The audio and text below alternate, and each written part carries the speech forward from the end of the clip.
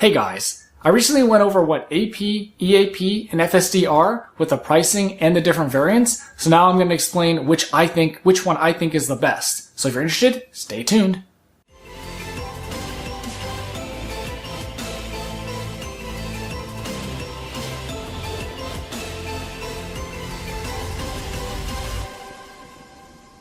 I'll link you guys in the description and in the annotation about that other video, so hopefully this one will help you decide if you can't decide which one you think is best for you. For simplicity's sake, I'm going to go over if you haven't bought any type of AP, so keep that in mind when you're watching this video. The first point is pricing. So basically, normal AP is $3,000, FSD is $7,000, so if you can't afford either of those, well then you're kind of stuck with nothing right now. So I guess your best option would be to just keep saving up until you are able to get the one that you want to get. Second point is, which features do you want and do you need? So are you basically someone that just needs to cruise on the freeway? If that's you, then basically all you need is AP. Now if you're somebody that wants a little more features and maybe you want to have the car change lanes for you, take exits, take, interchanges, then that would be something that Navigate on Autopilot could handle, which would be FSD. Or are you someone who likes the gimmicky features like Auto Park and Smart Summon? If you want those type of features where basically the car will park itself, parallel park itself, or you want the car to come straight to you if it's raining, like straight to the curb, then that would also be FSD. So get ready to spend that $7,000 to get that. So this autopilot feature, like I said, definitely depends on your particular situation, but I think there are a couple important factors that would definitely influence this decision. And those would be, how long are your commute? And do you like to take road trips often? If you said yes to either of those, I would highly recommend that you look into AP or FSD, but again, it depends which exact features you're looking for. So if you have a long commute, there have been endless stories online about people saying that AP really helps them in that stop and go traffic where you just turn it on and then you kind of just sit back and chill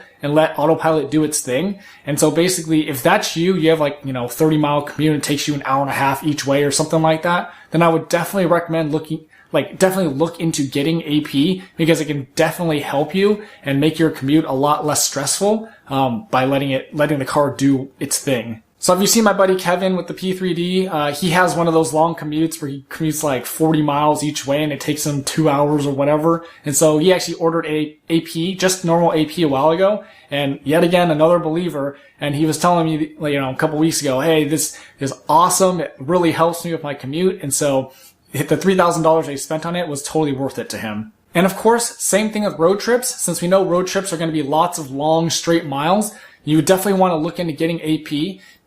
Because first of all, it makes it easier. And on top of that, with AP, then it allows you to cover more ground each day because you can drive farther because you're not actually physically driving. You're just kind of chilling there. So you have, more time to relax and you can cover more distance that way. So of course, on top of covering more distance, you're also going to be less tired because you didn't actually have to drive. You just kind of had to sit there and sort of monitor the car. So that's another big plus for having AP. So for me personally, if I had a longer commute, I would definitely probably think about getting AP, just normal AP, because I would want it to just, chill in traffic and go back and, stop and go in traffic. For me personally, I can take the interchanges and exits myself. I don't really need to pay another, over 100% more from $3,000 to $7,000 to get FSD for, the car to do that. I can do that for now. And so basically like I said, for me, I would just get regular AP if I was commuting really far.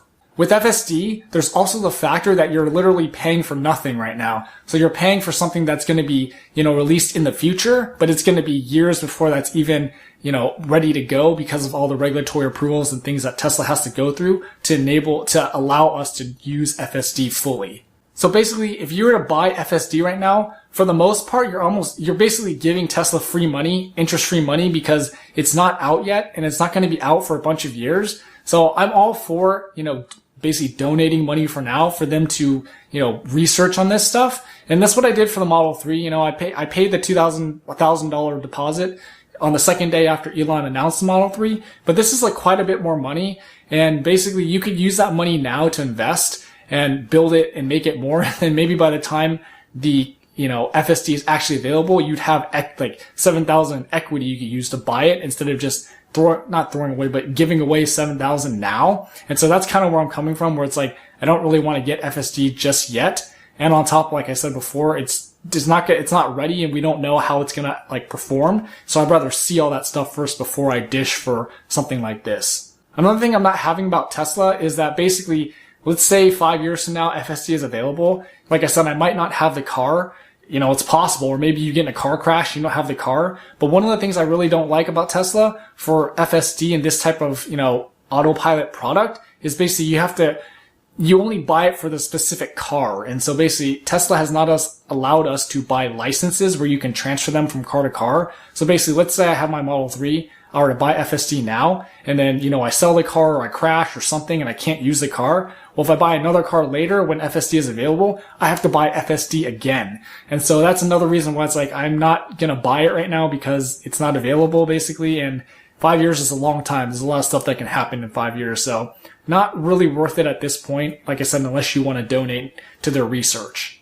So I'm probably not going to buy it right now, but probably in the future, once FSD is actually released and we can see how it performs, then I'll probably buy it. But I just don't want to be a guinea pig right now. And, I'll let other people be the guinea pigs and let them test it out and see how well or not well FSD works. So hopefully some of these tips and commentary help you decide if you want AP or FSD or you don't want any at all. Which variant do you think is right for you, and when do you think you'll buy it? Let me know in the comments. Don't forget to like, share, and subscribe, and thanks for watching.